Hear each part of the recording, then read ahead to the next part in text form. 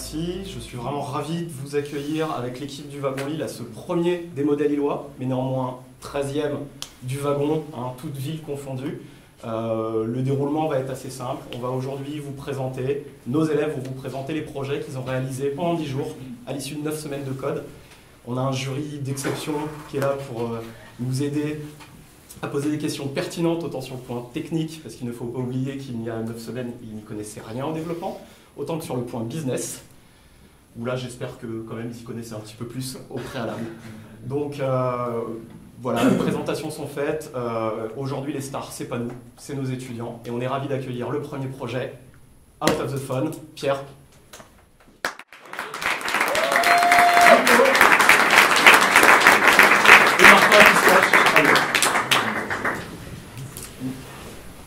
Bonjour à tous, alors je m'appelle Pierre, je suis photographe, je suis passionné de photos et aujourd'hui mon appareil photo principal c'est mon smartphone, tout simplement parce que voilà, ça fait 3 ans que je me suis lancé dans Instagram, j'ai découvert la magie du téléphone mobile et j'ai trouvé ça fabuleux d'échanger avec des gens du monde entier et surtout parce que le téléphone aujourd'hui il est toujours avec moi, donc c'est celui que j'utilise le plus tout simplement, au-delà de ses capacités techniques. Et aujourd'hui, j'ai un gros problème en fait, c'est que je fais tellement de photos que j'ai du mal à extraire les meilleures d'entre elles.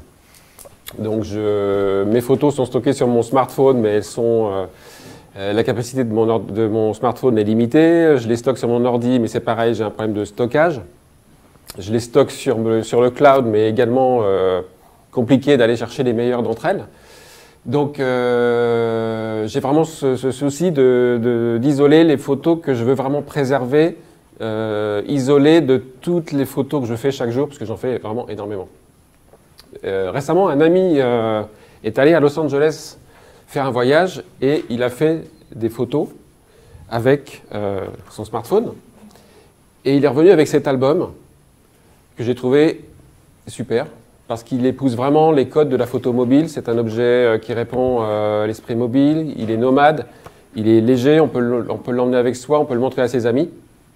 Et il tranche vraiment avec les albums photos classiques que je trouve personnellement très ringards, très envahissants, pas toujours très bien imprimés, pas facilement partageables. Donc voilà, je trouve qu'il y a une adéquation entre la photo mobile qui exprime une liberté, l'instantanéité et ce genre de carnet, qui est plus un carnet qu'un album photo en réalité. Et donc j'ai demandé à mon ami où il avait fait cet album, ce carnet plus exactement. Mon ami m'a répondu que c'était chez Out of the Phone, qui est une maison d'édition qui est dédiée à la photographie mobile. Donc je me suis dit, j'ai envie de tenter le coup parce que étant photographe mobile depuis 3 ans, et galérant avec mes photos, j'y vais. Il se trouve qu'hier soir, on a fait une soirée avec le wagon et j'ai fait des portraits. Et j'ai eu envie de tenter l'expérience de créer mon premier album. Donc, d'ailleurs, je peux vous faire passer l'album dans la salle si vous voulez voir à quoi ça ressemble. Donc, comment on fait pour créer un album avec Out of the Phone? On arrive sur une page de création de photobook. On a d'abord sa couverture. Donc, je choisis une couverture orange, par exemple. Je choisis un titre. Le Wagon Lille, c'était la soirée d'hier. J'ai fait des portraits, vous verrez, c'est magnifique. Et je m'appelle Pierre, donc je choisis mon prénom. Je pourrais utiliser un nom d'artiste, mais là je préfère rester sobre. Je crée mon album. Voilà, donc là je découvre une galerie. Il faut savoir, la partie galerie, en fait, c'est un espace où on va pouvoir stocker ses photos. Les photos que tout le monde accumule sur son mobile, sur son ordi, sur le cloud, on peut venir les placer là, soit pour les éditer immédiatement, les imprimer immédiatement, soit pour les utiliser plus tard. Donc là, j'ai envie je me lance dans la création de mon album. J'appuie sur Create Your Story. Parenthèse, j'ai une clientèle internationale, donc le site est en anglais. Et ici, on arrive à la page de fabrication de livres. Donc, à gauche, j'ai mes pages qui illustrent en fait mon album, mon carnet. Et à droite, j'ai ma galerie que j'ai appelée, que je peux ouvrir, fermer. Je peux aussi en appeler d'autres si jamais j'ai d'autres galeries. Là, en l'occurrence, je décide de faire un carnet avec les photos prises hier soir. Donc, j'appuie sur la page à gauche de mon livre et je viens associer l'image que je veux. Voilà, donc on décide ce qu'on veut. On peut tout à fait mettre à jour, décider de changer une photo. Si par exemple je veux changer la photo de Thomas, j'appuie sur la photo de Thomas et je viens la remplacer par une autre image. Voilà, celle de Martin. Voilà. Ça s'est fait en 5 minutes. Mon livre est créé. J'ai quelque chose qui est vraiment différent de ce qui existe sur le marché, qui est un objet élégant, qui ne prend pas beaucoup de place, qui est imprimé sur des papiers, fins, avec une qualité d'impression intéressante. Et je peux le partager, je peux le collectionner. L'idée, c'est aussi de créer une collection collector, que les gens vont pouvoir collectionner au fil de leur voyage, au fil de leurs rencontres, au fil de leurs événements. Et en dernier lieu, sur mon site, je peux donc avoir une prévisualisation avant de passer commande du livre. Donc voilà, on tourne les pages, on découvre en fait son storytelling. Donc vous avez vu qu'il y avait beaucoup d'inspiration hier soir à la soirée. Et voilà, donc pour le besoin de la démo, on a fait un album court, mais l'idée c'est vraiment de faire des courts formats, des stories courtes, des histoires courtes, pour le faire très vite et avoir entre les mains quelque chose que l'on peut montrer à ses amis et qui épouse encore une fois les codes de la photo mobile où on privilégie l'instantanéité, le partage, l'intimité, plus que voilà, une débauche de livres. Coffee Table Books qu'on ne va jamais ouvrir. Et voilà. On a terminé la création de l'album. Merci.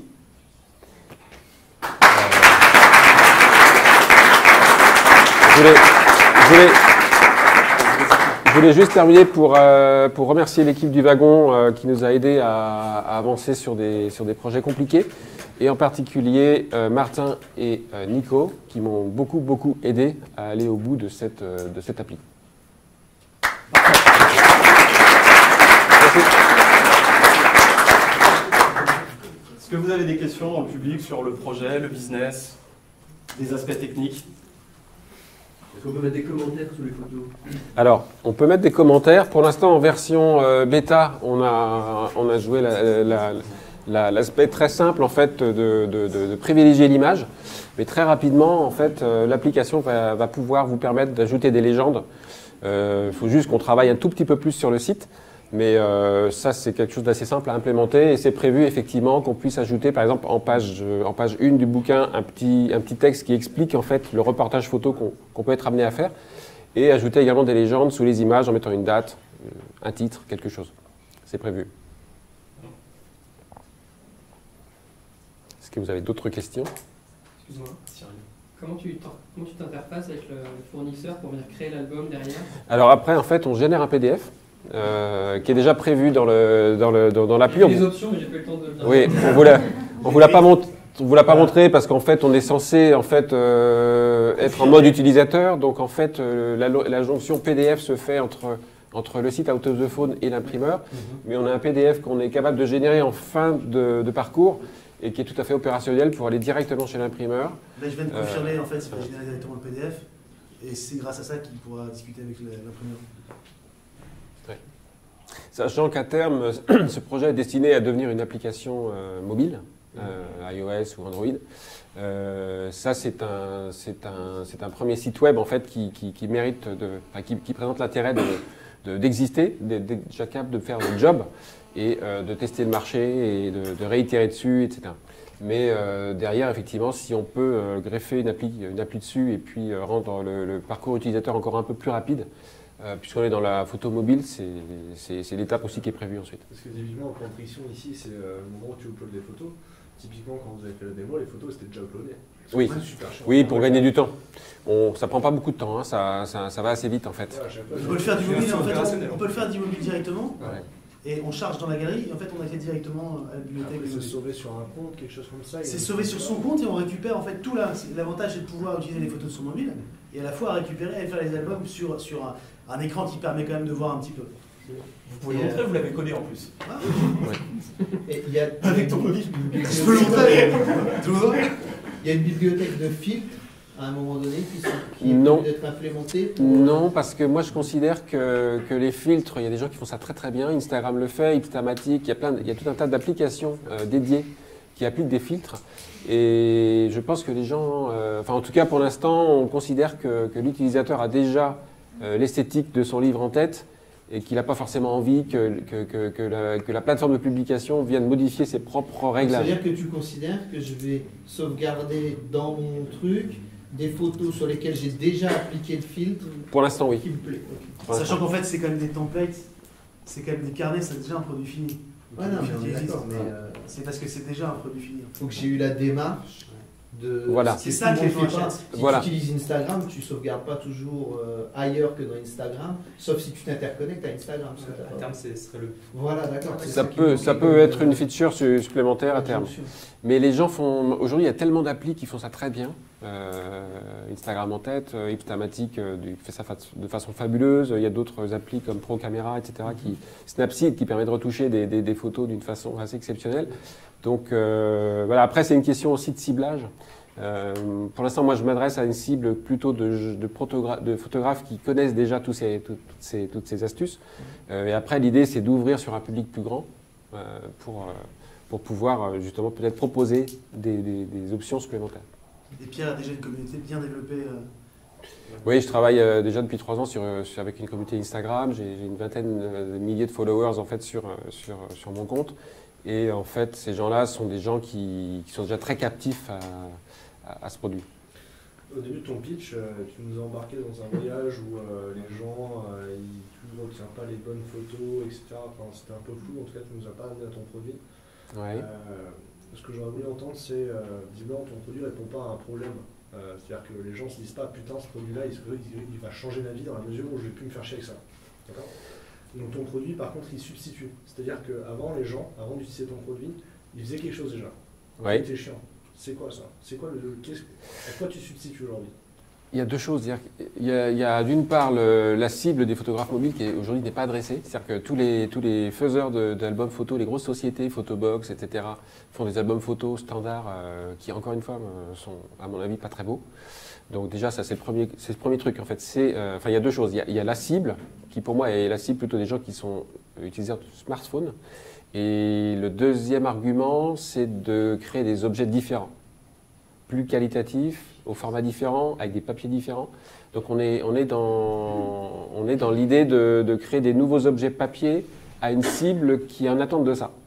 Parce qu'aujourd'hui, les photographes mobiles, comme on les appelle, smartphones, en fait, ce sont des gens qui sont plutôt des gens créatifs et qui finalement font pas beaucoup d'albums photos parce que tout se ressemble, parce que ça leur permet pas de se différencier.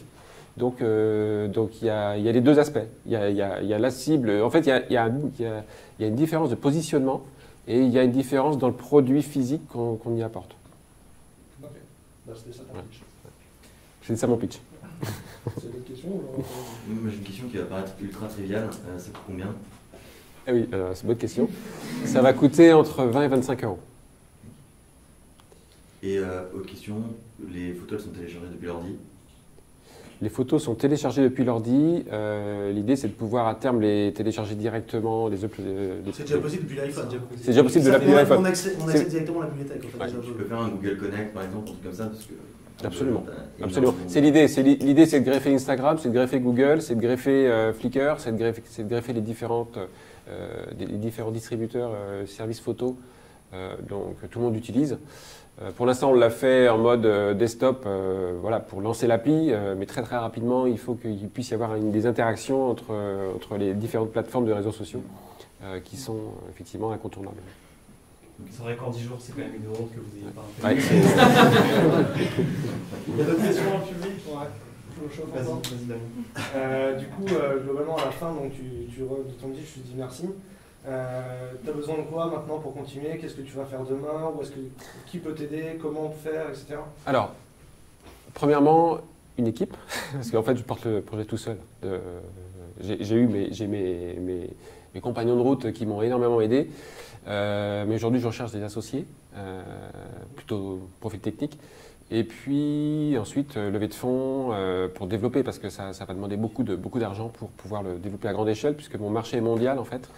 la communauté que j'ai constituée aujourd'hui, ces 20 000 followers, en fait, sont des gens qui me connaissent déjà sur Instagram, par exemple, pour être comme étant un peu un spécialiste de l'impression et de l'édition, parce que Out of the Phone, au départ, c'est une maison d'édition qui édite des livres de photos imprimés en offset, qui sont vendus voilà, un peu partout. Et là, je passe d'un modèle, je dirais plutôt classique, à un modèle de print on demand, avec un côté scalable, que j'imagine assez grand, assez large.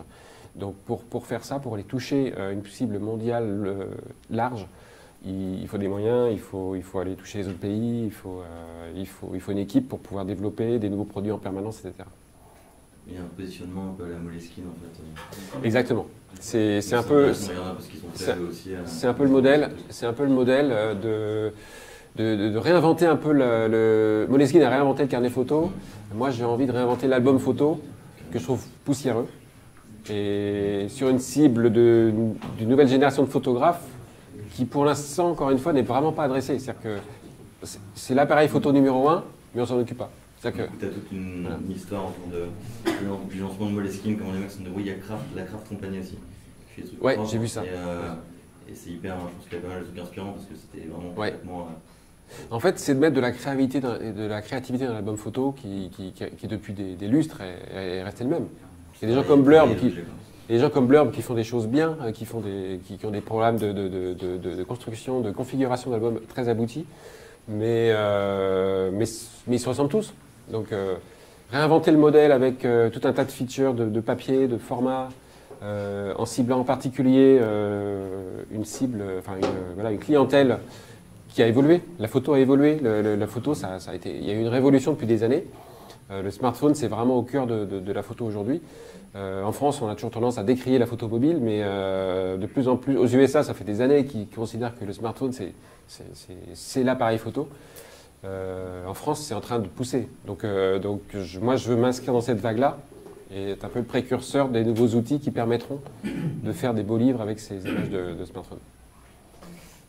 Merci à toi, Pierre. Merci à vous. Merci.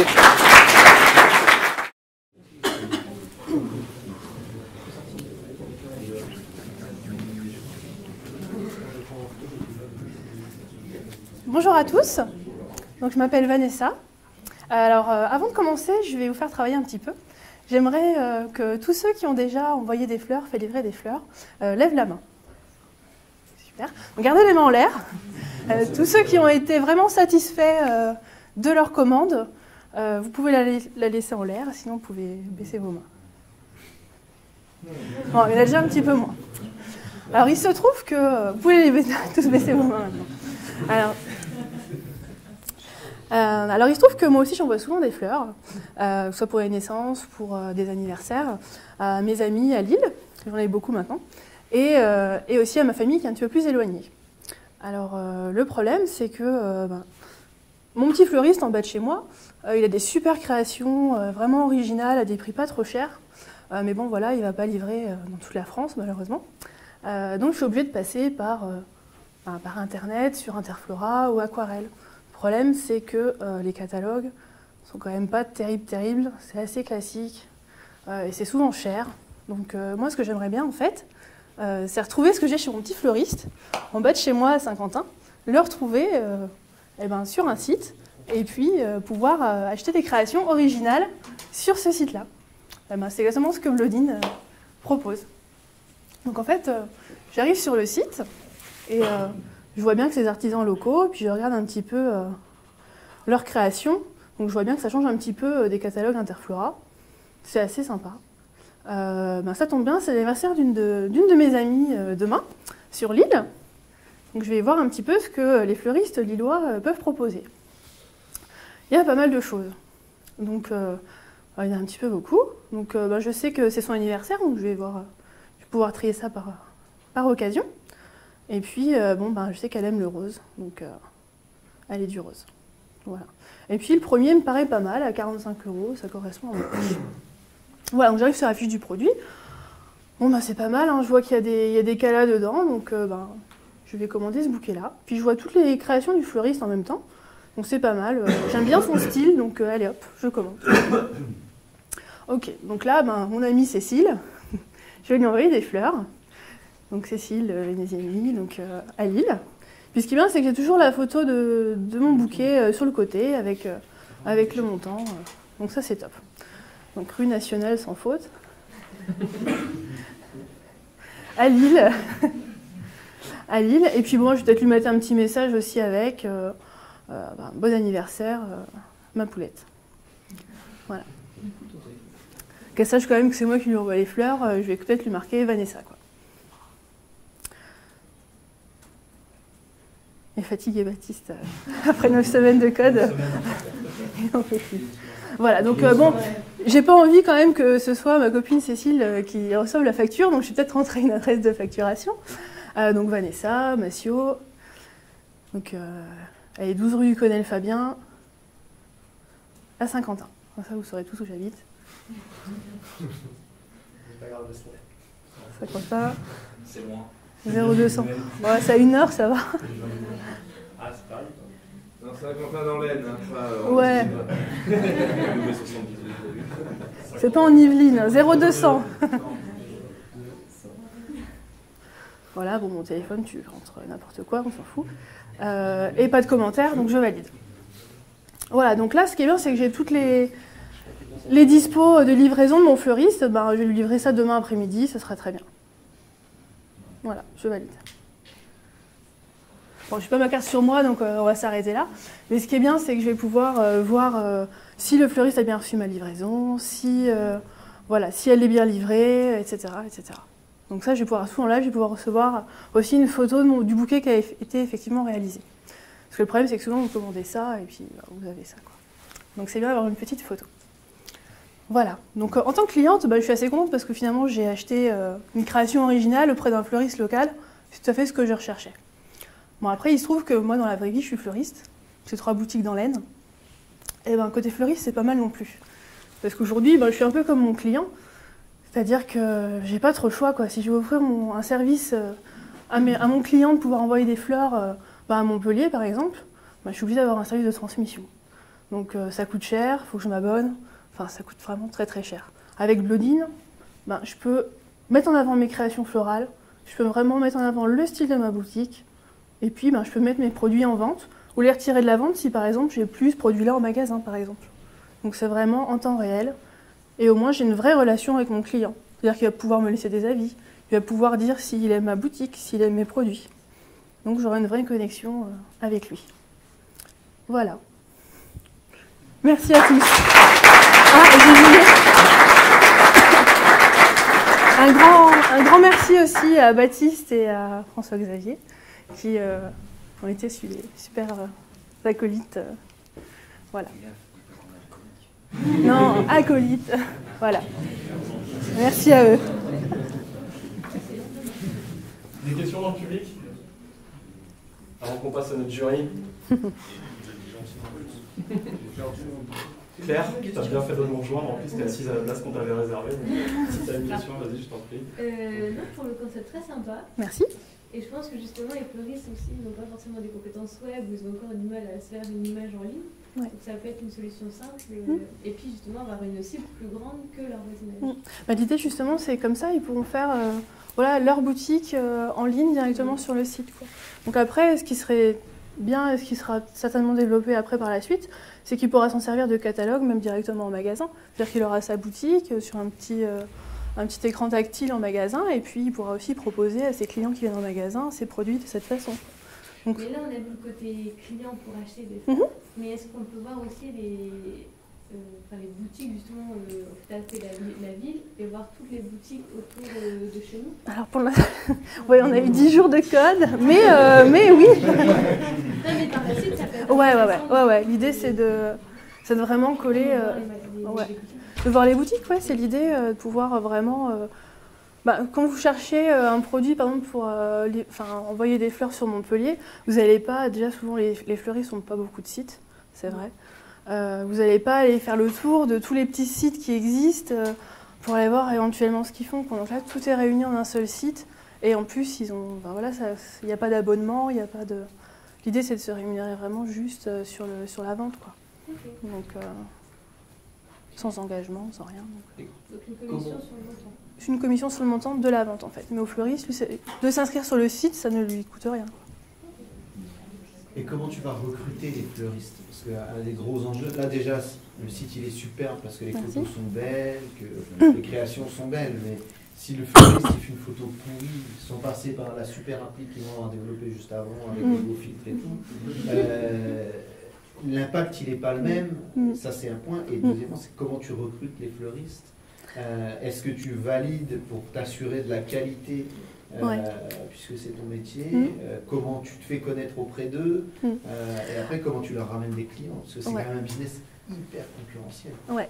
Alors en fait, l'avantage c'est que bon, effectivement, comme il a été souligné, je suis du métier, donc on est quand même une bonne communauté de créatifs, un peu comme chez Ruby. L'avantage c'est que je connais déjà on va dire les influenceurs voilà, du métier de la fleur, que ce soit des MOF ou voilà, donc après vous avez pas mal de gens qui suivent après derrière. Après les fleuristes, même s'ils n'ont pas de site internet, il y en a beaucoup qui ont des pages Facebook, des comptes Twitter, ils ont déjà des super belles photos. Après, en tant qu'administrateur du site, on pourra aussi valider ou non les photos qui peuvent être mises sur le site. Si vraiment il y a un fleuriste qui met des photos vraiment pas belles, après s'il met des photos pas belles, il n'en vendra pas quoi. Donc, puis ce ne sera pas forcément très bon pour le site, mais l'idée c'est de pouvoir le valider ou non. Après, on pourra peut-être lui proposer un petit packaging pour qu'il puisse bien prendre ses photos aussi, quoi. Voilà. Je ne sais pas si j'ai répondu à toute la question. Parce que derrière l'autre point, côté client, c'est super concurrentiel. Interflora, ça brasse un peu de pognon. Ouais, mais alors il faut savoir je sais pas combien coûte le mot-clé fleur associé à un nom de ville. Bah en fait, compte un peu, mais ça pour bien comprendre, en fait, il faut comprendre le secteur de la fleur. Et aujourd'hui, c'est vrai qu'il y a des gros groupes comme Interflora. Mais il faut savoir que par exemple, quand vous commandez 100 € chez Interflora, le fleuriste, lui, il touche 65 €. Le reste, c'est le marketing et c'est Interflora. Voilà, et c'est Interflora. Sauf qu'aujourd'hui, on peut faire différemment. Enfin, ils prennent 35 € pour... Enfin voilà, grosso modo, aujourd'hui, c'est pour envoyer une commande d'un point A à un point B. Donc pour moi, 35 €, ça me paraît vraiment... 35%, ça me paraît vraiment exagéré, quoi. Le marketing aussi. Ouais. C'est ça le truc. Ouais. Comment tu produis pour 10 €? C'est le prix d'une livraison standard. Auprès du fleuriste. Voilà, qu'on fait déjà en boutique tous les jours, en fait. Ma question, c'est comment tu fais pour exister en... Alors l'idée, c'est de passer... en Google AdWords, pour réussir à exister en Google AdWords. Alors l'idée, c'est de s'appuyer sur les fleuristes, les artisans fleuristes, qui vont pouvoir communiquer sur le site directement dans leur boutique aussi. Et là, ouais, voilà, j'ai pas mal discuté avec Vanessa de ce point-là et c'est un peu participé à la bah oui. Là où l'idée de Vanessa m'a séduite réellement, c'est sur le côté en fait sur le développement en fait par proximité. Donc c'est déjà jouer par rapport au nombre de fleuristes qu'elle peut connaître à travers des salons, à travers différents événements, et déjà d'implanter ça en fait sur différents points. Et derrière, il y a un modèle qui peut se décliner assez rapidement, qui peut être un peu long à expliquer, mais très succinctement, peut amener par exemple à poser le fleuriste, mettre même une tablette dans son point de vente, juste pour véhiculer, générer la notoriété. Évidemment, l'acquisition des canaux classiques du web sera sans doute... Oui, c'est... C'est le modèle Etsy, c'est-à-dire que c'est pas Etsy qui fait l'acquisition de cette art, c'est les commerçants d'Etsy. C'est ça, ouais, c'est l'idée. Premier relais, ça reste la clientèle du fleuriste à l'heure actuelle et des différents fleuristes. C'est le Etsy de la fleur, quoi. Voilà, c'est l'idée. C'est cool. Et vous avez codé à 2 du coup? À 3. À 3. Ah ouais. Je suis des deux côtés quand même. Côté obscur, côté quoi? Alors, moi j'ai fait l'autocomplete et puis les facettes après pour la recherche. Parce qu'ils sont très modestes, mais dit comme ça, il faut quand même savoir que le catalogue, là, si on regarde, il y a des vraies facettes avec Je vais parler rapidement aux techniciens. Il y a de la géolocalisation via l'API de Google. Oui, parce qu'en fait, ce qui était compliqué... Il y a du paiement en marketplace avec MangoPay, donc il y a quand même du taf. En MangoPay, c'est Baptiste. C'est impressionnant. Voilà, parce en gros, pour ceux qui ne codent pas, c'est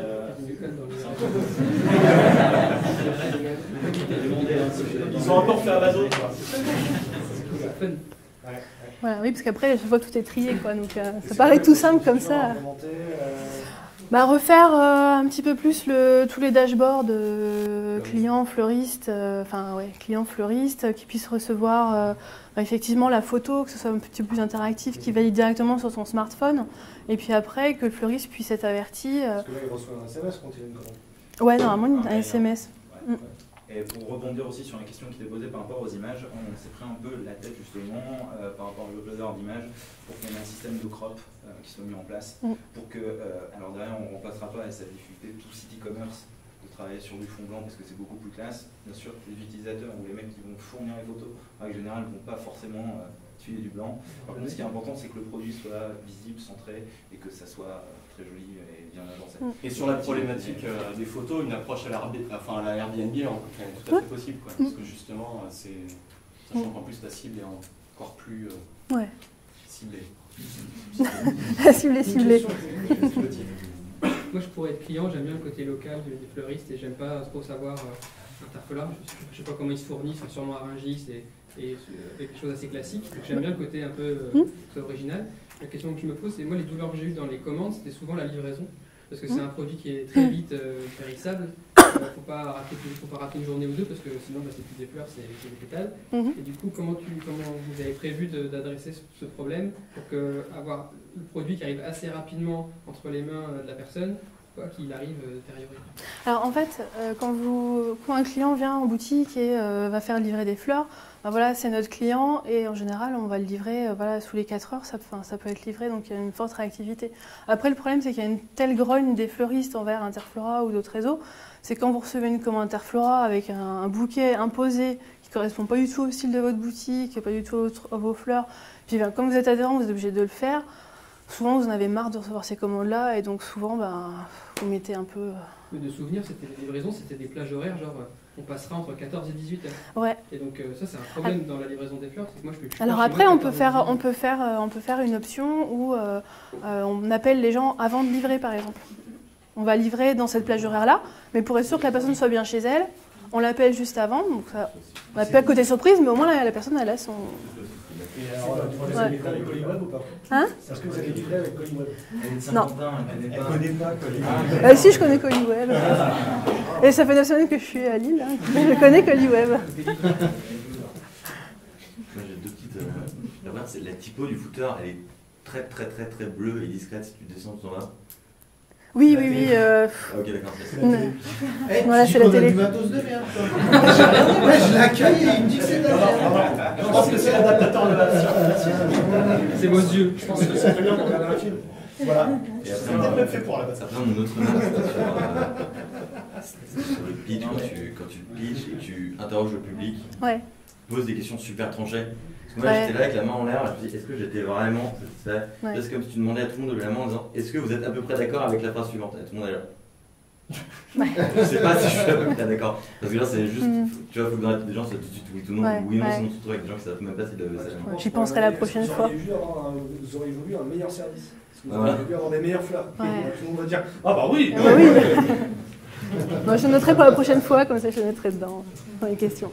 Merci Vanessa. Merci à tous. Bonjour à tous, je m'appelle Théophile, j'ai 22 ans et je suis étudiant à l'EDEC à Roubaix. J'ai 1000 amis sur Facebook. Le problème c'est que parfois quand j'en croise dans la rue, on se dit à peine bonjour, on échange pas grand chose. Et c'est pareil dans les couloirs de l'EDEC. Quand je croise certains, au final, je me rends compte que je les connais mal et j'aimerais bien me rapprocher d'eux, passer de bons moments avec ces personnes, surtout celle de l'EDEC. Je suis jeune, j'ai 22 ans, j'aime les outils collaboratifs tels que Blablacar, Airbnb.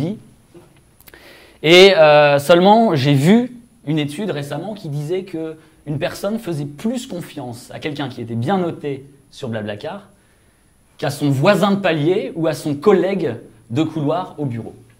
Et donc avec Adrien, qui est mon ami à l'EDEC, on se dit, c'est pas possible. Est-ce que la technologie, au final, a tué nos rapports humains? Nous, on ne veut pas accepter cette idée. Et puis, on aime le sport, donc on se dit, voilà, allions les deux, et puis faisons que les gens se rapprochent à travers le sport. Donc, Adrien a trouvé ce super site, cette super idée, Sportifly, qui est une plateforme sécurisée, qui permet la chose suivante. Elle est à disposition des entreprises ou bien des écoles Vous vous inscrivez, vous êtes reconnu en fonction de votre adresse mail, donc vous êtes à l'intérieur d'un écosystème, soit Centrale Lille, soit l'EDEC, soit Decathlon, soit Orange. Et au sein de cet écosystème, vous proposez une activité sportive que n'importe quel collaborateur dans le monde pourra rejoindre. Donc on va faire la démonstration. Voilà. Je vais sur le site, je me suis déjà inscrit hier, donc je vais me login. Théophile.lemaître@edec.com. Le site reconnaît que je suis à l'EDEC, donc je vais entrer sur la plateforme réservée aux étudiants de l'EDEC. Et me voilà. Je vois qu'il y a un petit newsfeed avec quelques infos sympas, mes potes en train de faire du surf, et puis les activités proposées dans l'écosystème pour les gens de l'EDEC. Dans 2 semaines, j'ai un voyage à Londres parce que je passe un entretien pour un super stage. Donc je vais essayer de voir s'il y a une activité proposée à Londres. London, parce que je suis bilingue. Et donc effectivement, il y a un tennis organisé à Londres. Et en plus, j'ai l'impression que c'est organisé à Wimbledon. Donc ça me plairait vraiment de rejoindre ce gars-là. Et donc je lis la description. Je suis un alumni, je bosse chez UBS. Mon partenaire m'a lâché pour le tennis. Est-ce qu'il y a un EDEC pour le remplacer? Et là, je sens le truc. Je me dis, jouer au tennis avec un alumni qui travaille chez UBS, ça peut être une bonne option pour mon prochain stage. Donc, je le rejoins. Et voilà, j'ai rejoint le tennis. Hello, je te rejoins avec plaisir. Je lui envoie le message. Tu parles pas anglais? Comment? Non, parce que entre français, il a étudié à Lille, donc il parle français. Donc voilà, je me suis bien inscrit, je vais retourner sur la homepage. Voilà, je retourne sur la homepage. Et je vois dans le newsfeed une nouvelle actualité. Qui est chaud pour un tennis? Ça me semble être une petite zouze, comme on dit dans le milieu. Margot, je sais pas vous, mais j'ai vachement envie de jouer au tennis avec Margot. Elle a 23 ans, elle a mon âge. Et puis, elle cherche à jouer au tennis, c'est ce qu'elle a dit dans le newsfeed. Donc, je vais créer une activité. Je retourne sur le newsfeed pour lui dire quand même que je vais créer l'activité. Rejoins-moi, je crée un tennis la semaine pro sur Paris. Rejoins, je crée un tennis. Je suis dyslexique. Sur Paris, voilà, je veux partager cette folie. Et maintenant, elle est au courant. Je file créer justement cet événement. Donc, petit tennis avec Gomard. Le sport, évidemment, c'est du tennis. Description, jouons. Et plus, si affinité.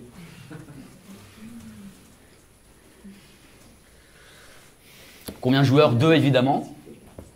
Et puis ce sera lundi prochain, donc on sera le 9, à 15h, puisque mon train arrive à 13h à Paris, je serai pile dans les temps. Le prix par personne, il me semble que dans le club dans lequel je l'ai réservé, c'est 10 € par personne.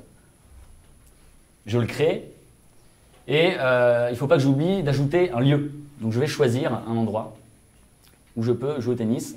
On me propose, tous les clubs qui proposent du tennis, il y a... le club du Sar, ça ne semble pas être à Paris, Wimbledon non plus, donc je retourne sur la page de l'activité et puis je vais créer au final ce lieu.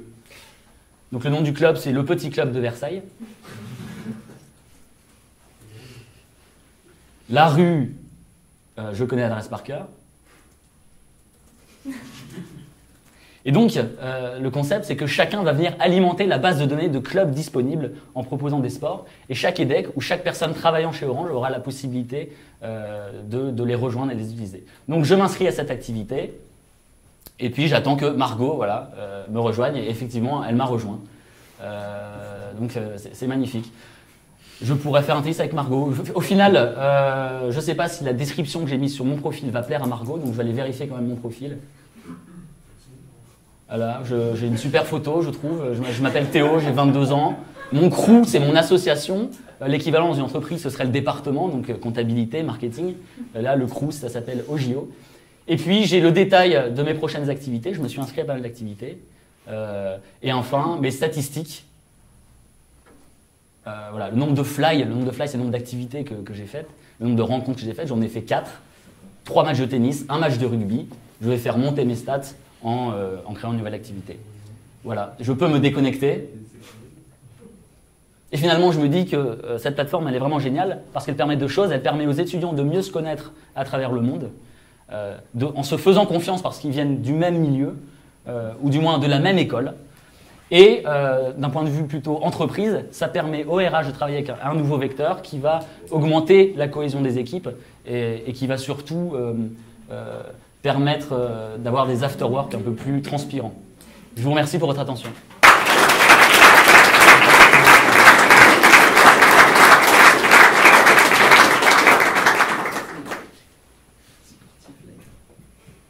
Des questions? Des insultes? Comment tu gagnes de l'argent? Alors, comment on gagne de l'argent? Donc, à long terme, si ça marche d'abord en test et puis si on veut vraiment lancer la plateforme, on gagnera de l'argent avec les commissions qu'on prendra auprès des clubs.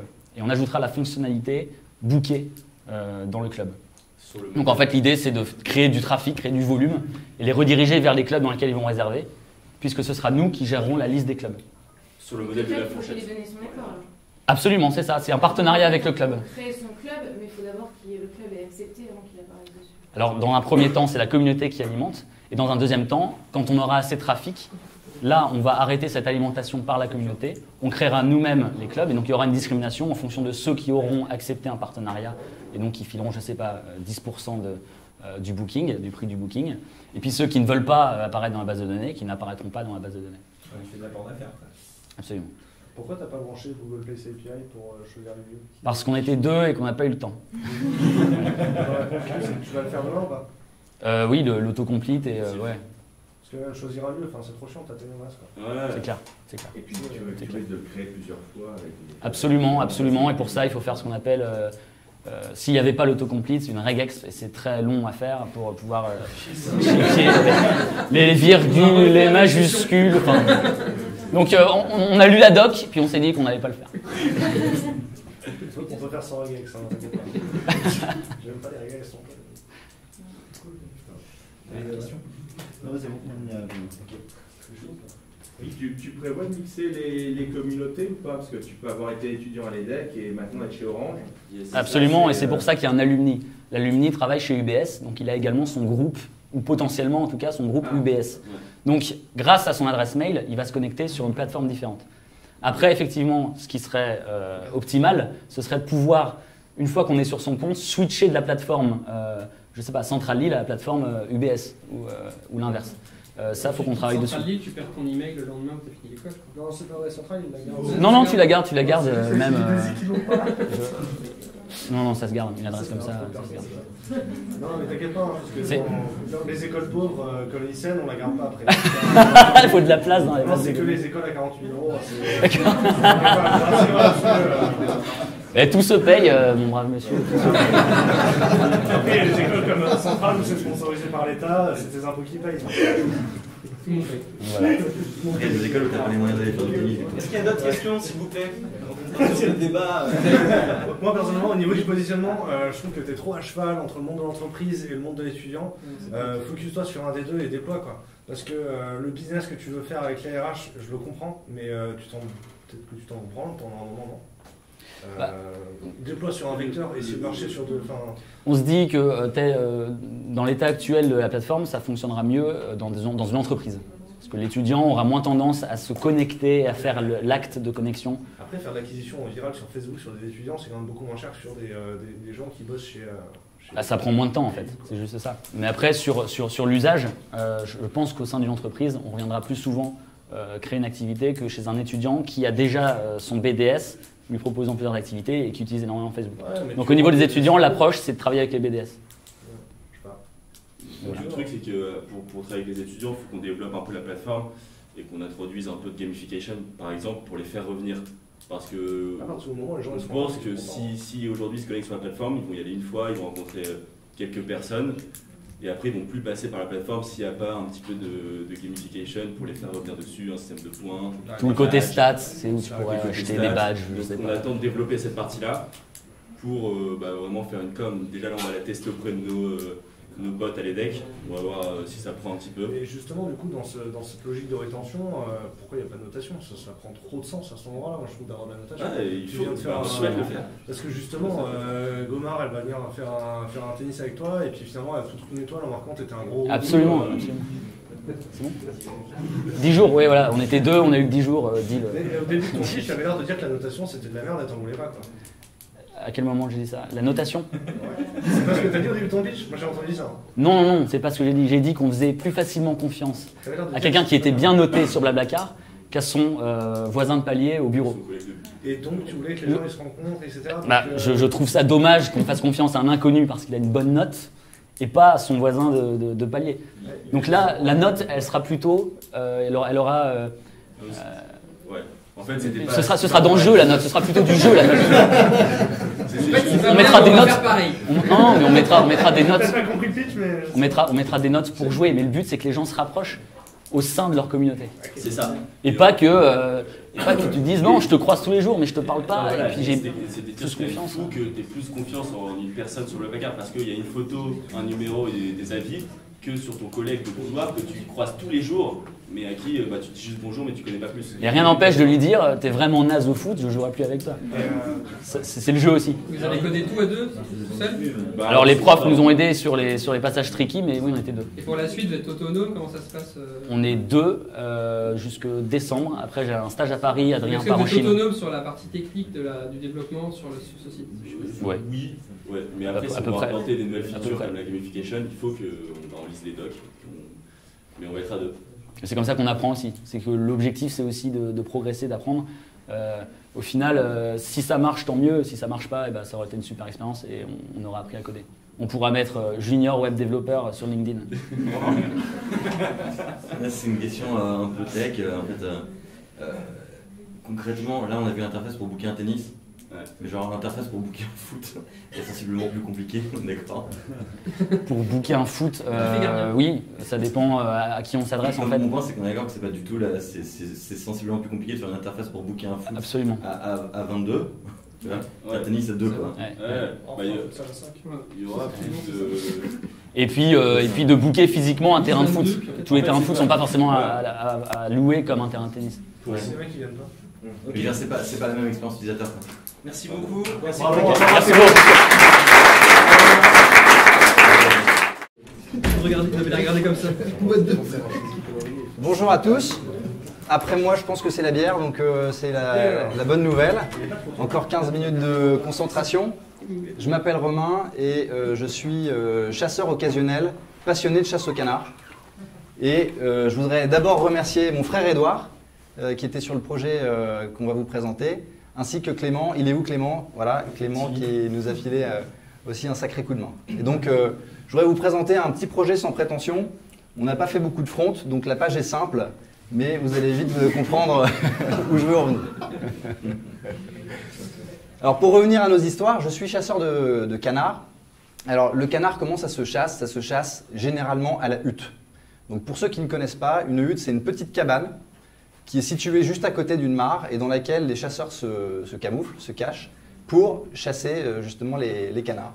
Et moi, je rencontre une difficulté, c'est que je ne suis pas propriétaire d'une hutte, et donc j'ai assez peu accès à ma passion qui est la chasse au canard. Et pour chasser, il faut que je sois invité par un de mes amis.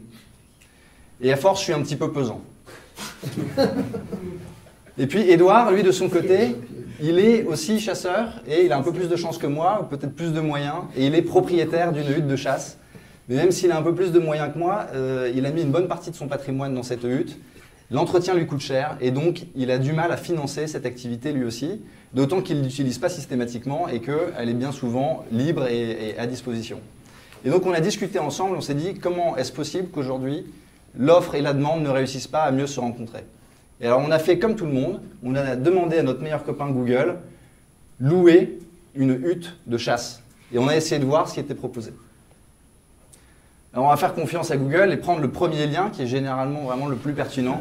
Et on arrive sur le site référence de la communauté des chasseurs de canards qui est la hutte virtuelle, qui est une sorte de forum qui doit dater de la fin des années 90, mais qui est encore très actif. Et on remarque que rien que cette semaine, il y a 15 personnes qui, un peu comme moi, ont jeté une bouteille à la mer en espérant trouver un moyen de venir chasser à la hutte. Et on s'est dit que ce n'était pas possible aujourd'hui d'avoir encore voilà, un forum qui serve à des petites annonces comme ça, qui pourraient être postées comme chez votre boulanger.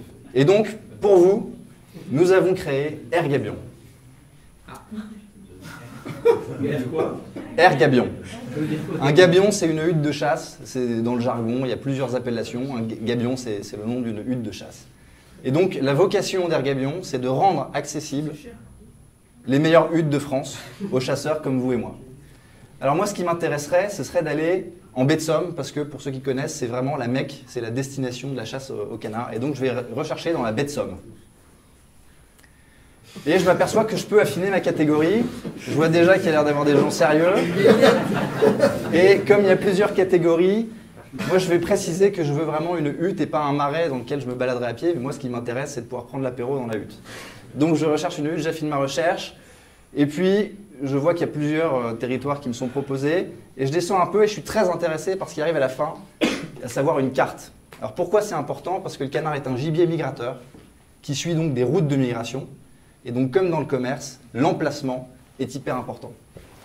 Et moi, l'emplacement qui m'intéresse, c'est celui de Saint-Valery-sur-Saône, puisque c'est idéalement placé pour les canards qui viennent rentrer dans la baie de Somme. Donc là, à mon avis, on va être bien. Donc je clique dessus, je vois une petite description, une hutte au cœur de 70 hectares de marais. Je vois que les fusils et les jumelles sont mis à disposition. C'est quand même super pratique pour ceux qui ne chassent pas, puisque c'est un matériel spécifique. Des belles photos et visiblement, il est bien noté, donc je vais réserver. Le plus vite possible, donc dès demain, voilà. Et puis je vais dire, hâte de venir chasser chez vous. J'aurais été déçu s'il n'y a pas de faute. On n'a pas le temps pour ça. Je réserve, adresse de facturation, je m'appelle Romain, Sartorius. Et on va mettre ça ici, 165 avenue de Bretagne, Aura Technologie. Puisque en fait c'est un séminaire, donc on va mettre ça sur la boîte. Je paierai pas. Et on va utiliser cette adresse. On arrive au paiement. Alors comme je suis un chasseur assidu et client d'Air Gabion, j'ai déjà une carte bancaire renseignée, mais si j'en avais pas, je pourrais en ajouter une autre. Donc je vais utiliser celle-là et arriver à la page de confirmation de mon paiement. Si tout va bien, génial. Donc là, j'ai effectué ma réservation et je peux aller voir son statut sur, on va dire, mon dashboard, ma homepage, où je vois les derniers bookings, donc les dernières réservations. En l'occurrence, celle que je viens de faire, c'est le domaine des Sarcelles qui est encore en attente, puisque le propriétaire doit encore valider ma réservation. Puis vous voyez que pour mes réservations passées, j'ai la possibilité de publier une annonce pour remercier ou voilà, laisser un avis comme vous l'avez vu tout à l'heure, sur la page de profil de la hutte. Dans les deux sens? Ça marche dans les deux sens. Je vous ai dit que j'étais uniquement chasseur et pas propriétaire. Je vous ai menti. En fait, je suis aussi propriétaire, mais je suis un peu dingue de chasse et donc j'aime aussi chasser les autres. Donc j'ai quelques territoires et là, vous voyez les réservations que j'ai reçues chez moi et qui me permettent d'avoir les moyens d'aller réserver chez les autres. Voilà, avec Air Gabion, rendre accessible les meilleures huttes de France. Je vous remercie.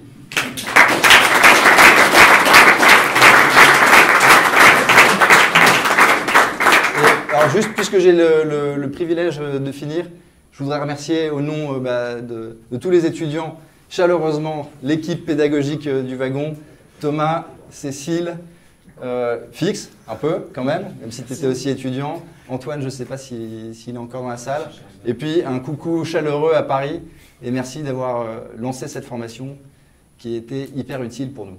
Voilà.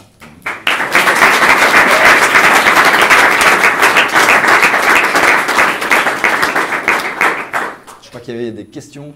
Du coup, comment tu fais la distinction entre les bons chasseurs et les mauvais chasseurs?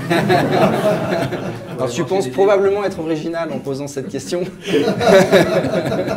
C'est la photo. Mais dès que j'ai... Parce qu'on a créé une page Facebook sur laquelle il y a juste notre logo pour l'instant. Et c'est 10 minutes plus tard, la même question nous était posée. Et c'est un débat éternel, j'aurais pas la prétention de pouvoir enfin répondre. Vous avez lancé la boîte?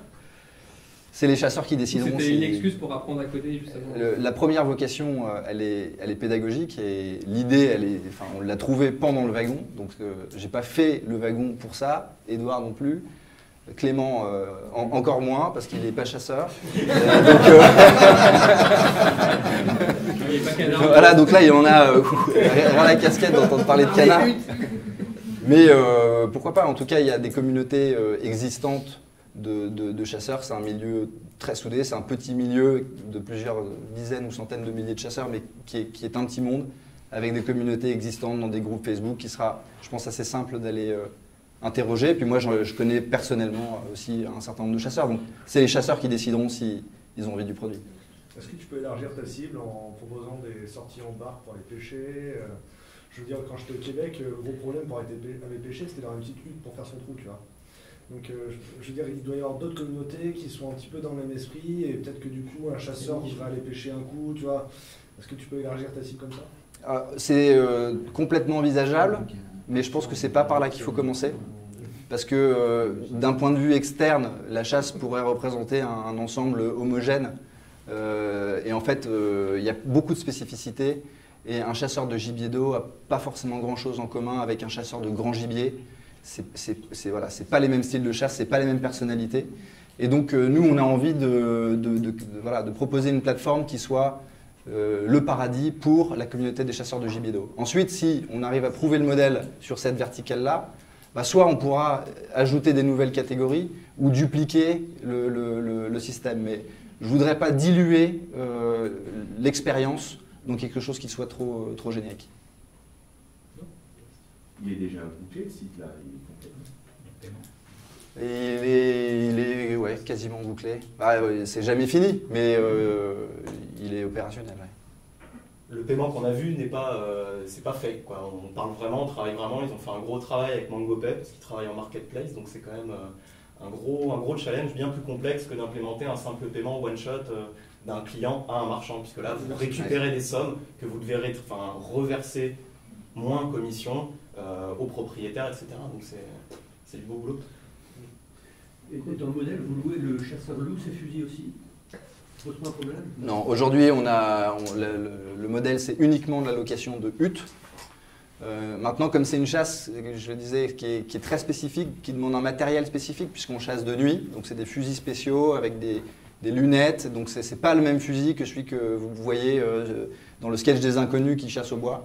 Et donc, pas tous les chasseurs ont un fusil dédié à la hutte. Donc, on a mis plutôt ce champ-là dans lequel le propriétaire peut laisser en commentaire le fait qu'il met à disposition des fusils, mais nous, on ne veut pas prendre en charge cette location-là. Et dans les services annexes, il y a le bar qu'il faut gérer aussi. C'est important, je crois, dans une hutte, le bar. Mais je vois que tu imagines des relais de croissance nombreux, donc merci pour l'idée. Moi j'ai une question, est-ce que Clément, tu pourrais nous montrer ça marche sur mobile? Alors, il y a un truc. Alors Clément est devenu le roi du burger. Donc, Clément, le burger menu? Ça marche pas là. Si. Pourquoi tu l'attrapes? Tu l'as réduit. Échappe. Non. Le verre. Le verre. C'est un mec. Voilà. Attention. Wow.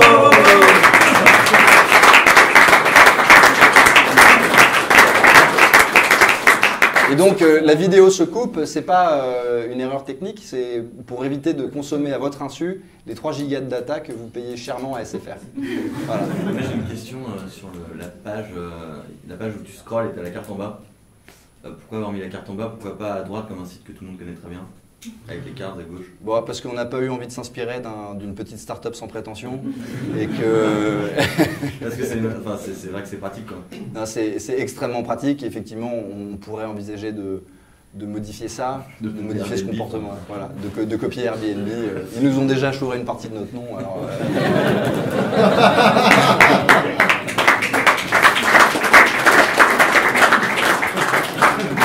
la hutte, il va y avoir Edouard dedans ou pas? J'espère pas.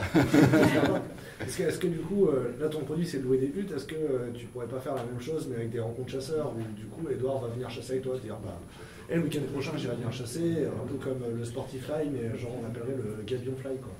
Si, encore une fois, c'est des relais de croissance possibles, mais nous au démarrage, ce qu'on a envie de faire c'est d'avoir un produit qui soit extrêmement simple, extrêmement clair, extrêmement précis, ciblé, et qui sonne comme une évidence pour ceux qui sont attirés par cette solution-là. Ma question c'est plutôt, est-ce que tu n'es pas juste à côté de ton market fit? De mon market fit? Parce que ton market fit n'est pas juste à côté de là où t'es, quoi. Bah, j'en sais rien, j'ai pas testé. Okay. Je peux pas te répondre. Il faudrait que je demande à Margot du BDA. Honnêtement, j'en sais rien. J'ai pas testé. Et vous avez triché, genre, c'est du bootstrap derrière, tout ça, pour faire le... Non. C'est pas un thème. C'est pas un thème. Vous n'avez pas triché du tout? Non. Vous avez utilisé un CMS, quelque chose comme ça? Vous avez tout codé en jQuery? Il y a un petit peu de jQuery. Alors, pour te répondre précisément, il n'y a pas de thème Bootstrap. Par contre, il y a la librairie Bootstrap et les grilles. D'accord. Cool. C'est déjà vachement dur. Moi, je sais pas le faire. Je vais dire. T'as réussi à être développeur quand même, ça peut donner de l'espoir à tout le monde. C'est pour ça qu'on insiste sur la super navbar que Clément a créée. Voilà, de ces petites mains, quoi, avec quelques grosses routes. Mais parce que c'est pas évident à faire navbar. Non, c'est clair. C'est vrai que ça, c'est clair. Est-ce qu'il y a d'autres questions? Bon, on applaudit alors.